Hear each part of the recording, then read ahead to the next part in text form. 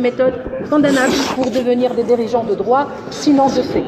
Et enfin, des jeunes entrepreneurs, non pas de vrais partenaires et futurs acteurs économiques, mais les victimes d'abus de puissance économique. Monsieur le Président, la corruption a trouvé aujourd'hui un allié de taille, la bureaucratie. Ce tandem se nourrit l'un de l'autre, bafoue des droits fondamentaux, crée de plus en plus des sociétés de la défiance et non de la confiance. Monsieur le Président, aujourd'hui, il ne faut plus considérer les faits de corruption comme une entrave à la jouissance des droits humains, mais comme des violations aux droits humains.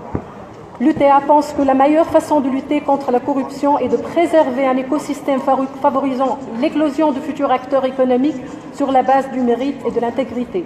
L'UTA appelle par ailleurs au développement d'un instrument international de soutien aux acteurs locaux de lutte contre la corruption, en les formant, en leur apportant l'aide matérielle nécessaire et en les considérant comme des défenseurs des droits humains bénéficiant de la protection nécessaire.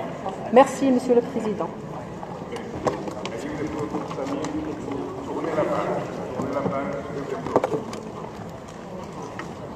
Tournez la page et la diaspora macédonienne informe le Conseil que le peuple macédonien ne peut plus supporter le fardeau intolérable d'injustices infligées par la Grèce, les Nations Unies, l'Union européenne et l'OTAN.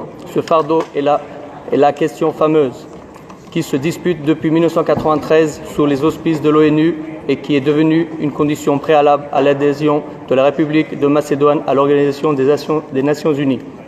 Ce qui a commencé comme une discussion pour régler une soi-disant différence est devenu 25 ans plus tard une tentative de génocide qui a pour but d'effacer et supprimer le peuple macédonien, leur pays, leur langage et leur histoire des livres et de l'atlas du monde.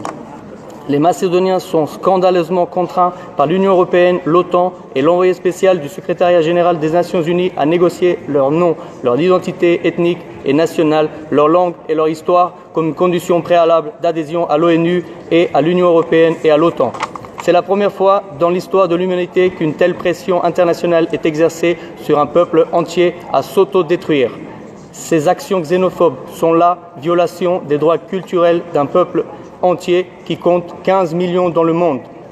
Ces actions violent aussi le droit fondamental à l'autodétermination. Toutes ces violations équivalent à un génocide. La diaspora macédonienne appelle le Conseil des droits de l'homme et de tous les États membres à la création d'une commission d'enquête indépendante chargée d'enquêter sur les violations des droits de l'homme ainsi que les crimes contre l'humanité, les crimes de guerre et le génocide commis contre la minorité macédonienne en Grèce depuis 1913 jusqu'à aujourd'hui.